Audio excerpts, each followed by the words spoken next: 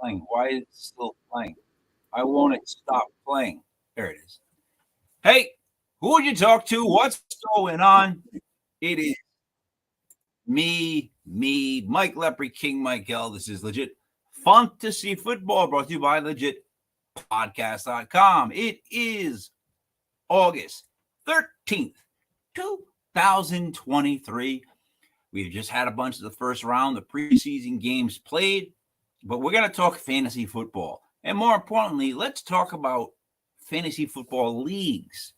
So in a fantasy football league, you need to know the rules. You need to know all the point system. You need to know the people in the league. So as an example, let's just use this league. All right. This league right here, this is called the Corrupted Football League. So this will be a league that we can discuss. You got to know what you're dealing with when you're dealing with them. All right. So you got teams like the Clifford Street Almighty Kings, which, you know, they have their issues. They have their problems. The Alaskan Bullworms. Big fan of the Alaskan Bullworms. That's a team with an owner who's hesitant to trade, but always makes right decisions. So you got to know that about the people in your league. This is important. Born to run. Another team tough to trade with. Makes some odd decisions, but is still pretty fair to the game. Fantasy Bum, who has won the last couple of years. You got to understand that type of team because that's the kind of owner that will not do a trade with you, even if it makes sense. It all comes down to how he has his statistics written out on a spreadsheet. So you got to know about him. And also know that there's certain people in the league that will conspire. There are conspirers. I don't know if that's a word, but there are people that'll be like that. So maybe that's one. Then you have vulgar display of power. It's a horrible team. That's one of those teams you know not to deal with because it's a horrible team led by a horrible organization. New Deal, the New Deal Club. First off, New Deal Club is a great club. It's a great logo. But that's an owner you just can't trust. Can't trust that owner. You got to know that. Can't trust them. Harvey Dynamite. There's another one. Odd name, odd logo. Can't quite trust. Midweek Benders. That's a team that's just looking to make some trades, looking to mix it up. I'm a big fan of that team. The Memphis Kings. There's nothing good to say about them at all. When you make rules, if you are in a league that's over 15 years old and you may change a rule that involves payment without letting everyone know, and you just conspire to do this, it changes the complexity of the season. If you were planning on paying your dues before the draft, if you had actual plans to do that, that changed when it switched to pay before the preseason starts. So if you don't pay before the preseason starts, you miss out on the trading, which isn't a bad idea, but not something you drop like today. You know what I mean? You don't drop it now. You would drop that in advance. The Olympus Mons Lava. Nothing bad to say about this team. They make some really weird trades. Seems like they've lost their luster. Or whatever. Conrad's. Nothing bad to say about this team. Another team that will help you make trades and is very active. Shock and Awe. all I can say is with that team, I'm shocked and I'm a little bit in awe of the lack of support. So you got to know who you're playing with. You got to know the teams to stay away from. You got to know the teams that will conspire against you, will make trades against you, will make rules against you. If you're in a competitive fantasy football league, it gets competitive like this. So teams like Vulgar and teams like New Deal and teams like Memphis and Shock and Awe from my book, and even Harvey, it can't be trusted.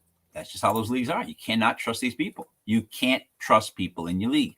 You have to be able to just work around them. So there's things you can do to combat fantasy football leagues that are, again, out to like punish someone or single someone out. You can stick up for that person, or as that person, you can stick up for yourself and cause chaos. Now, I don't vote for chaos. I vote for a friendly league. But I need to show you guys this before we start the season, because there are fantasy leagues that will do things behind your back as a punishment, specifically to point you out. That's just what they want to do. That's how they get their jollies. It's just what they decide to do. I would never do something like that. I don't believe in that. I don't believe in punishing someone or trying to go out and punish a team. But you can do what you do. When you join a league, please pay attention to the people in your league. Please pay attention to the type of league that it is. Please pay attention to what is going on as far as trades. Who trades, who doesn't. Some people will not trade in a million years. You can offer them Jonathan Taylor.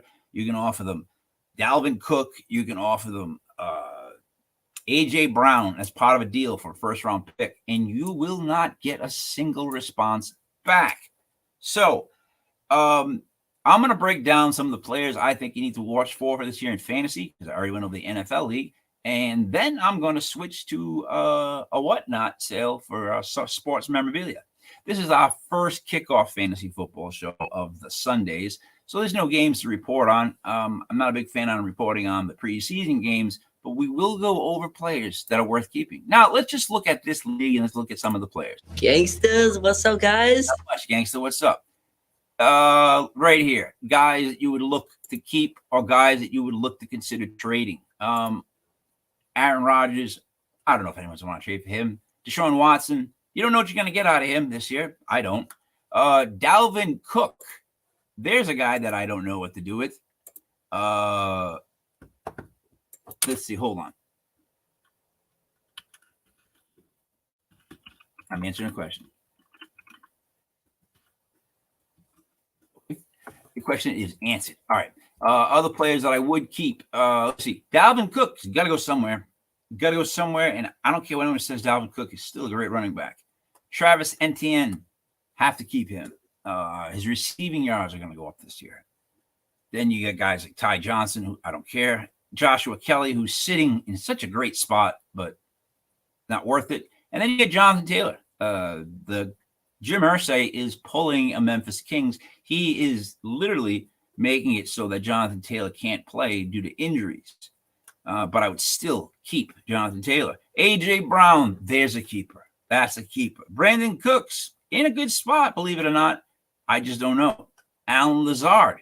Funny how he traveled over to the Jets with Aaron Rodgers. Funny. I don't know if I take Alan Lazard, maybe in a late round, because you get guys in front of him, Garrett Wilson, stuff like that. It just don't make sense. Michael Pittman is a great actual receiver this year for the Colts. That's going to be a guy who jumps up in production, and I would suggest that you target. Let's see. Demarcus Robinson, no thank you. Curtis Samuel is actually in a good position with Washington. And then Deebo Samuel and Jalen Waddle. Those are must keeps. I don't have to tell you why, but they just are. Then two tight ends. Noah Fant is a late round pick, is a good solid backup tight end. TJ Hawkinson is one of the top tight ends that I would keep. So for that team right there, that's some of the guys I would suggest to you guys that you keep. All right, let's look at another team right here. Jared Goff, wouldn't keep him, don't need him. Ryan Tannehill, no thank you. Jared Goff's numbers, he's on the most talented team in the NFL, and I don't think he can handle it. Ryan Tannehill is just waiting to be replaced. Kenyon Drake, well, good luck with that one. Latavius Murray, no thank you. Tony Pollard, I guess I keep waiting for the Cowboys to replace him, which they probably will by the end of the year. Benny Snell is a great pickup if you don't want to pick up somebody good. Kenneth Walker III, maybe. He's got the spot in Seattle, so that's worth it. And then Zamir White. There's no need for Zamir White. Now let's go on to these. This is a pretty good team so far. Let's look at the receivers. Brandon Ayuk. I guess with that 49er offense, I am not sold on the 49ers this year. Don't know why, just I am not. I don't trust the whole QB situation. I don't trust the team. Keenan Allen, now there's a grab. That's probably the best player on this team. Chris Godwin. We'll see what happens to his production this year with Tampa Bay when they've got Baker throwing the ball. Christ almighty, Baker throwing the ball. Tyreek Hill, the second fastest running man in the NFL. Second only to Jalen Hyatt. That's a keeper. DeAndre Hopkins, that would be a great keeper if it was 1999 or 2001. Deontay Johnson, man, he's yet to emerge as that Steelers number one. I keep waiting for it, but he hasn't. Wan'Dale Robinson, who may come back healthy. In my book, he's the best Giants receiver. I know we've got a bunch of other receivers, but as a Giants fan, I'll tell you right now, I think Wan'Dale Robinson is the best receiver. So that's another decent one. Then you got Pat Freiermuth. That's okay. Dalton Schultz, I guess. Not really much on that I would keep. You know what I mean? Not a lot that I would keep. Let's look at this one. That's a great photo right there. This is a guy that would tell you what he was going to do in advance and let you know. He would never drop something on you or try to surprise you with something or do anything like that. That is what they call a great man. All right. Justin Fields. Yeah, I think that's a good one, but I'm not 100% sold on Justin Fields. If anyone is 100% sold on Justin Fields, you may be related to Justin Fields. Desmond Ridder. Okay, then. James Cook. No thanks. A.J. Dillon. Green Bay is going to suffer with, oh boy. And Aaron Jones, both of them from Green Bay. That's a suffering backfield right there. Alvin Kamara.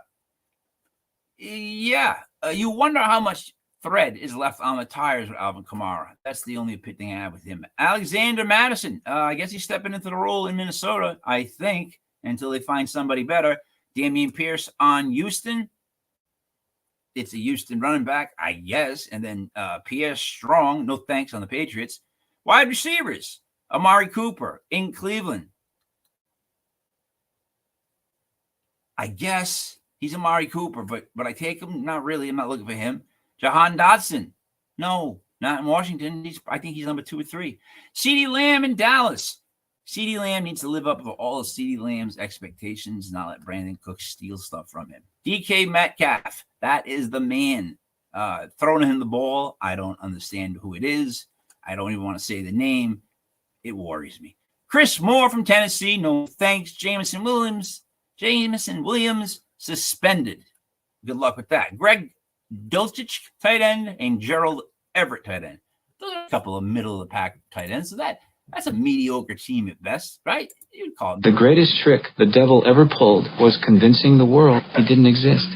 I would think the greatest thing the devil ever did was he conspired and set someone up. The greatest thing the devil does is he works behind the scenes, and then he tries to strike out and punish.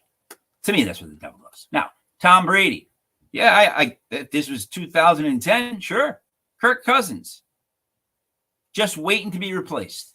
That's all. He is a B+ football player waiting to be replaced. Let's look at this bevy of running backs, though, shall we? Gus Edwards from Baltimore. No. Ezekiel Elliott, not on a team. Kareem Hunt, not on a team.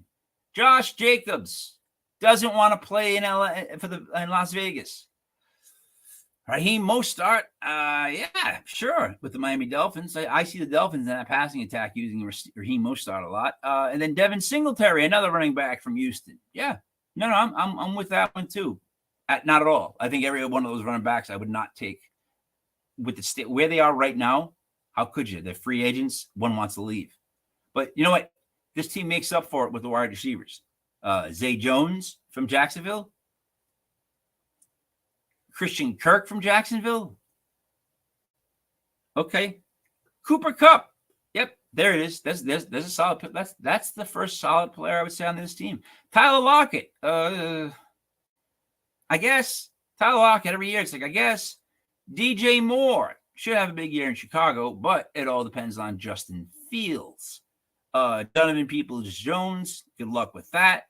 Hunter Renfrow. I don't even know what. Didn't Hunter Renfrow want to retire? What was the deal with Hunter Renfrow? And then your tight ends are Darren Waller, who's going to be the best tight end in the league this year because I'm a Giants fan. Hunter Henry, who is mediocre at best. So you got about 3 decent players on a team like that. So, I mean, these are just teams you need to know who they have and what's on their team, right? You just need to know who you're playing against, right? You just need to know this. Oh, here is the league chat. This is where you can see, and this is important too. You need to know where your league chat is, and you need to know how information goes down. This is where teams make trades. Now, it's important from beginning of preseason to the draft, to start of the draft, that this is the time that you use to trade your players. You have extra, get extra draft picks. It's a keeper league where you keep 6, so you want to narrow it down to your best 6, but also keep yourself with some sort of draft picks.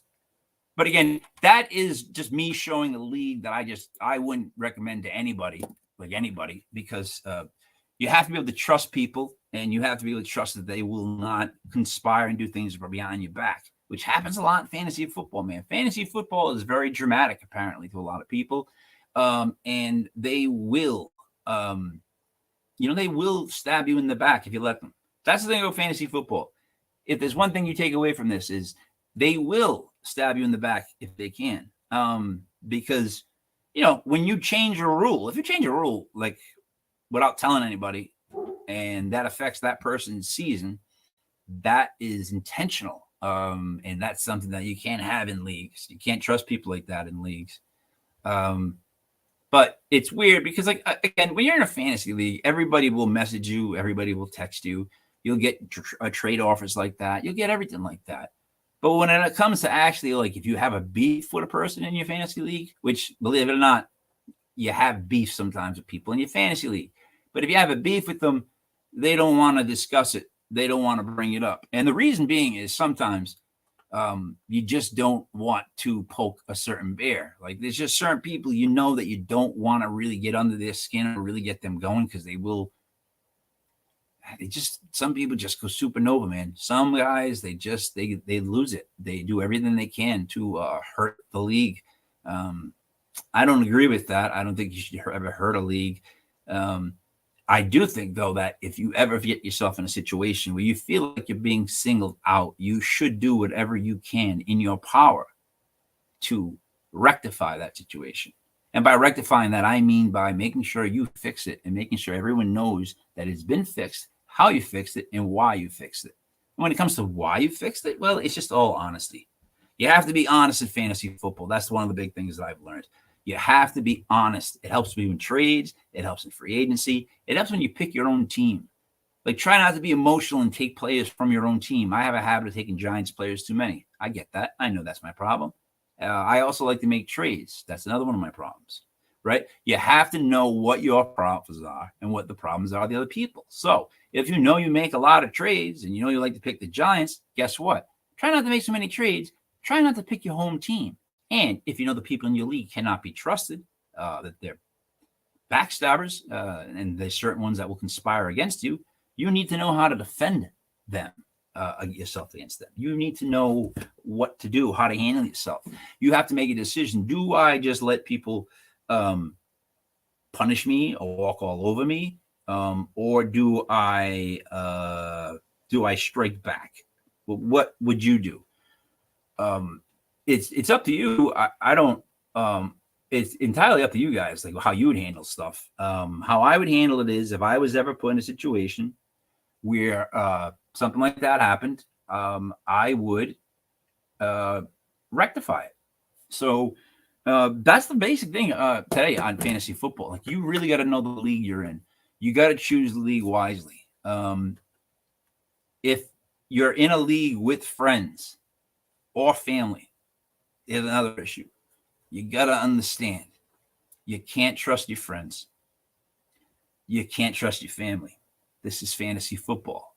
Now, if perchance you had family members that you can't trust, period, it's going to be a rough league, right? If you have friends in there that have ulterior motives or have their feelings hurt, or you've upset them to where they can't even speak, you got to know that too. You got to know who you're dealing with, and you got to be able to handle them appropriately. Like, there is a big mental buildup for fantasy football. It's more than just the players. It's more than just the picks. It's once you're in a league. This is not a startup league. Once you're in a league that is established, you have to identify the people that you can trade with, the people that you need to stay away from, the people that you do not trust, right? And I know it's awful to say, but if it's a family member and you don't trust them, then don't trust them in fantasy football. If it's a family member and they do not stick up for you in a trade or back you up and say something, can't be trusted because they are willing to risk relationships over fantasy football. Like, when friends or family are willing to risk a relationship over fantasy football, those are the ones to stay away from. Those are the ones that you just don't deal with, right? If it comes down to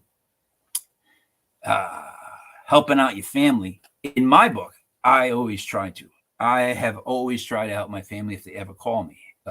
My friends, if they need me to call me, I would help them. They don't usually call. People don't usually call anymore nowadays. They handle the things by themselves, and they have no idea of the problems that you're dealing with. So that's what makes it a little weird, because if it's a friend and family league, you kind of should know where everybody is. But when you don't know or you don't trust them, it makes it really difficult. So I would suggest being in a league with people that you do not know.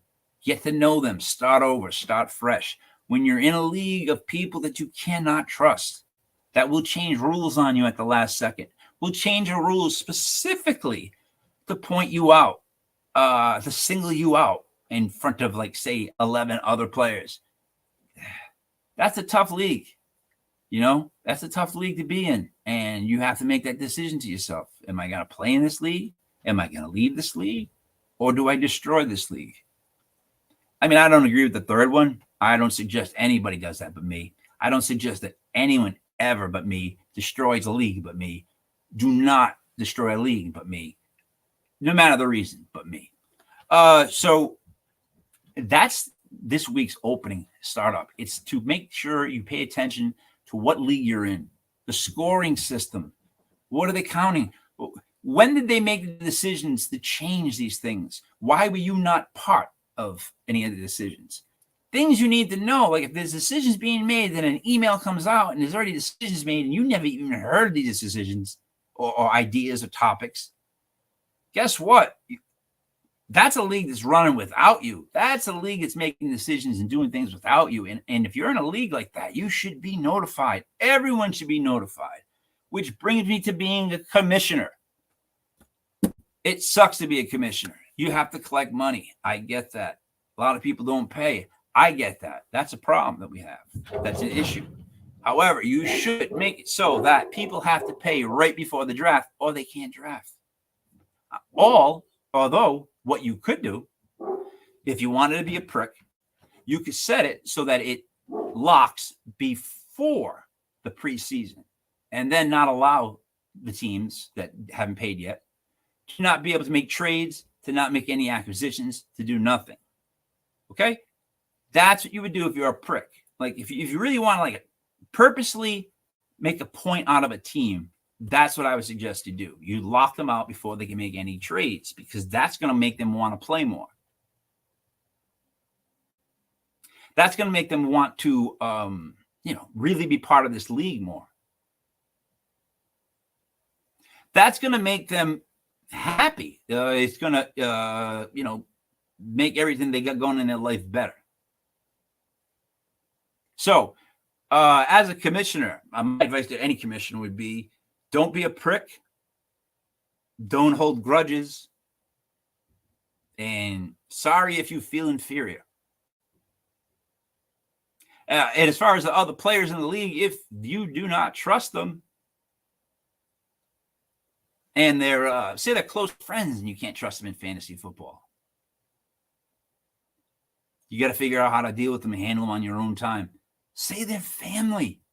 Say you have family. Let's just say you are in a league and it's you. I don't know what you have a family. I don't know what anyone has a family. Say you have two brothers.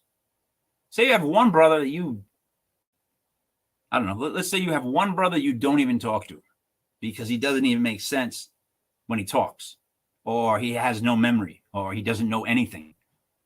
That's a tough one. Say you had a sister. Say you had another brother who's supposed to be in charge, help things out, and say he's the type that never answers a call and never helps you out, or never you ask for his assistance for weeks and you never get even a response, or you ask him to 10 things and all you get is cancellations. Watch out for him too. So look, I'm not trying to be negative. I'm trying to warn you guys on the league that you're in. You have to pay attention to the people in the league with you, because there's certain ones you can trust, which are the best type of people. They're strictly fantasy football.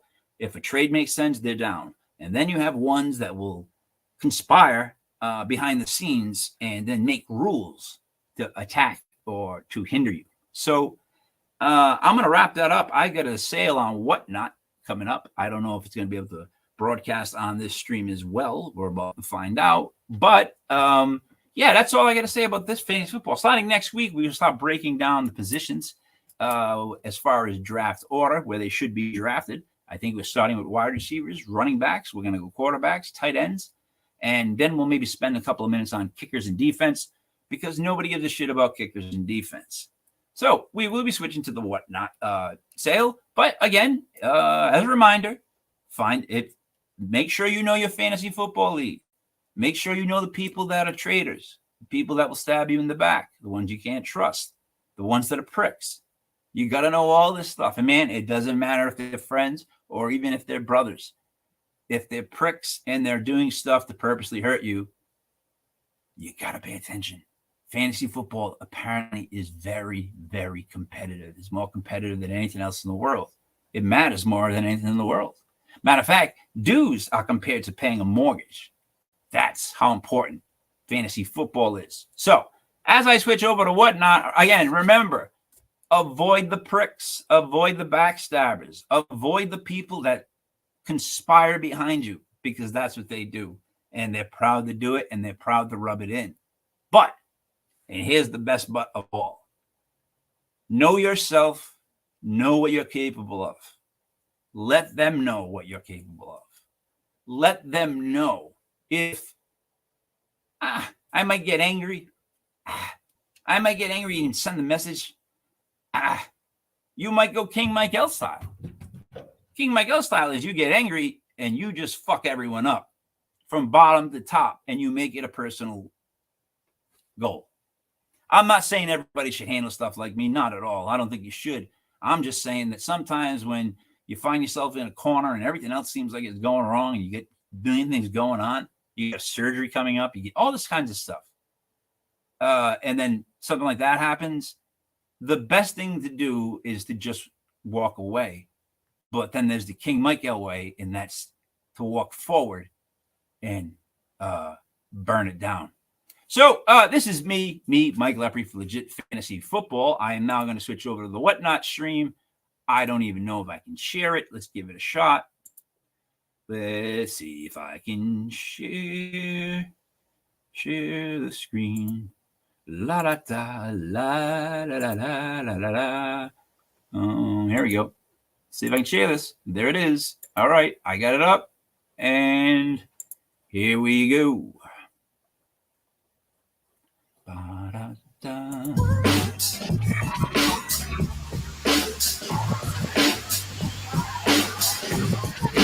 Boom. Hold on. Boom, boom, boom, boom. There you go.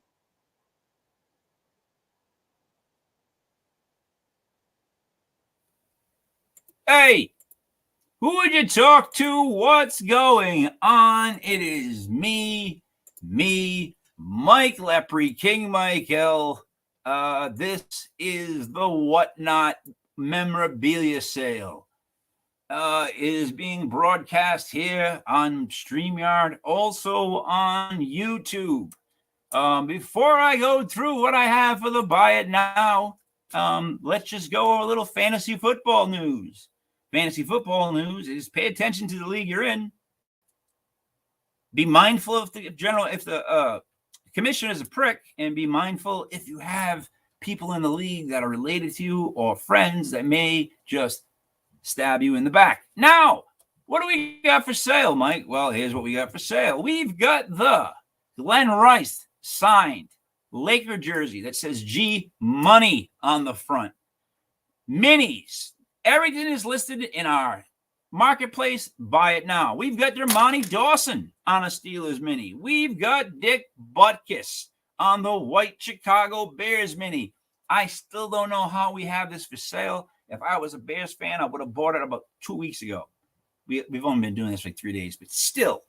Marlon Briscoe on a Denver Flair helmet that says first black NFL quarterback. Fred Taylor on the Jaguars mini. Drew Pearson on the Cowboys mini. Mel Renfro on the Cowboys mini. Neil Smith on the Broncos white mini. We've got Ryan Tannehill on the Titans mini. Christian Okoye on the Chiefs mini. Garrison Hurst on the Luna 49er mini. Dan Hampton on the Bears mini. Mike Singletary on the Bears mini. Jamal 2,000 yards Lewis on the Ravens mini. Now we go old school. As I sip my iced coffee. Randy Gradishar on the old school Broncos helmet. Ken Anderson, Mr. Anderson on the Bengals mini. Steve Heisman Owens on his college mini. Jay Novacek on the Cowboys Lunar mini. Denzel Ward on the all-white Browns mini. Tom Mack with the Rams old school mini with the white horn. Rick Upchurch on the Broncos mini with the classic D helmet. Duron Cherry on the red Chiefs mini. Warren Moon on the Lunar Seahawks mini. Duron Cherry again, but on the white mini. We've got T.J. Hawkinson on the Lunar Detroit Lions mini. Heisman Billy Sims on the Lions mini. Patrick Queen on the Lunar Ravens mini. Neil Smith on the Chiefs mini. Derek Mason on the Ravens mini. Zach Moss on a flared out Bills mini. And then we've got the oddities. We go Robert Tonyan Cleat, the Ozzie Newsome signed jersey, the Jamal Lewis all-white Ravens mini, a Flair Buccaneers Jeff Garcia mini, Garrison Hurst on the white mini. Baseball bat? Yes, we do. Tom Glavine signed baseball bat. Basketball? Oh, yes, we do. Kyle Kuzma on the signed basketball. It's a Laker basketball made to look like the floor. Jamal Lewis on a football. Dante Joystick Hall on a Chiefs black jersey. Dan Hampton on the Bears jersey. Marlon Mack on the white Colts mini. Charlie Joyner on the white. I'm sorry, Marlon Mack was on a white jersey. Charlie Joyner on the white Chargers jersey. Jalen Johnson on the Bears jersey. Dermontti Dawson on the Steelers jersey. Marquise Hollywood Brown on his Ravens jersey and college jersey. Clinton Portis on the black Skins jersey. The Drew Lock Lunar on the Broncos. Everyone wants that. Bobby Okereke on the Colts blue. It's so freaking close to the Giants blue. I wanted to keep it. He's on the Giants, but it's a Colts jersey. It's for sale. Old school Colts. Lenny Moore on the Colts jersey. Let's see, Justin Smith on 2 jerseys. We have the Jerry Rice autograph mini camouflage helmet. I am in shock that no one has even made me an offer on the Jerry Rice camouflage mini. Comes with the Everything comes with the COA. This actually comes with a photo of Jerry signing it. Rocky Blyer on the Steelers white mini. Let's see. Bowler. Is that Bowler? Your name Bowler? You're a Lions fan, right, Bowler? Bowler, you're a Lions fan, right? All right, look. So let's go over the Lions, right? Right, Bowler? I'm going to scroll back up. I'm going to tell you about the Lions. Let's see. For the Lions, Bowler, we've got Billy Sims, the Heisman Trophy running back, on a mini. We've got TJ Hawkinson on a Lunar mini. I think that might be all for the Lions. Yeah, a lot of Cowboys, a lot of Bears, a lot of Cowboys, a lot of Bears. So let's see what we got again. Glenn Rice on the yellow G Money signed basketball jersey. Dale Odeyingbo on his college Purdue Boilermakers mini. Here we go with the Hall of Famers. Dermontti Dawson on the Steeler mini. Dick Butkus on the white Bears mini. Now, if you're a Bears fan, Dick Butkus, Mike Singletary, you got Dan Hampton, you got the jersey from Jalen Johnson, and a jersey from Dan Hampton. It's a lot of Bears, man. A lot of Bears. Fred Taylor on the Jaguars mini. Most underrated running back of my time. Marlon Briscoe on a Broncos flare. It says first black NFL quarterback. Here comes some Cowboys. Drew Pearson on the Cowboy mini. Mel Renfro on the Cowboy mini. Then it's Neil Smith on a Broncos white mini and Neil Smith on a Chiefs mini. Ryan Tannehill on the Titans mini. Christian Okoye on the Chiefs mini. Garrison Hurst on the Lunar Black 49ers mini. The Dan Hampton fully signed mini. He signs every part of it. Mike Singletary on the Bears mini. Jamal, 2,000 yards. Lewis on the Ravens mini. Randy Gradishaw on the Broncos old school mini. It's an orange helmet. Looks like a horse, but guess what? It's a Bronco. Ken Hansen on the Bengals mini. Steve Heisman Owens on his college mini. Jay Novacek on the Lunar Cowboys mini. Denzel Ward on the all-white Browns mini. Tom Mack on the old school Rams mini with the white horn. Rick Church on the Broncos old school mini. Deron Cherry back on the red Chiefs mini. The Warren Moon on a Lunar Seahawks mini. Deron Cherry with the white Chiefs mini. TJ Hawkinson, again, on that Lunar Lions mini. Billy Heisman Sims on the Lions mini. Patrick Queen on the Lunar Ravens mini. Neil Smith on the Chiefs red helmet. Derek Mason on the Ravens mini. Zach Moss no longer with the team, but it's a beautiful chrome flare Bills mini. Robert Tunyon signed cleat. The Ozzie Newsome Browns. That's not even makes sense. Ozzie Newsome jersey. Jamal Lewis on the white mini. Jeff Garcia on the Buccaneers flare. Garrison Hurst on the white 49er mini. And then we go baseball bat, Tom Glavine. Basketball, Kyle Kuzma. Football, Jamal Lewis. A couple more jerseys. Dante Hall on the black Chiefs jersey. Dan Hampton on the Bears jersey. 2-2-2. Marlon Mack on the white Colts jersey. White Chargers jersey with Charlie Joyner. Jalen Johnson on the Bears jersey. Dermontti Dawson jersey. Marquise Hollywood Brown on his Ravens jersey and his college jersey. Clinton Portis on the Black Skins jersey. Drew Lock on the Lunar Broncos mini. Bobby Okereke on the Colts signed jersey. Lenny, have a drink with him more on the Colts signed jersey. Marquise Hollywood Brown back on the college one, like I said. Then there's Justin Smith, Hall of Famer for the Cardinals, best known for dropping a touchdown in the Super Bowl from Roger Staubach. Then there's the Jerry Rice mini.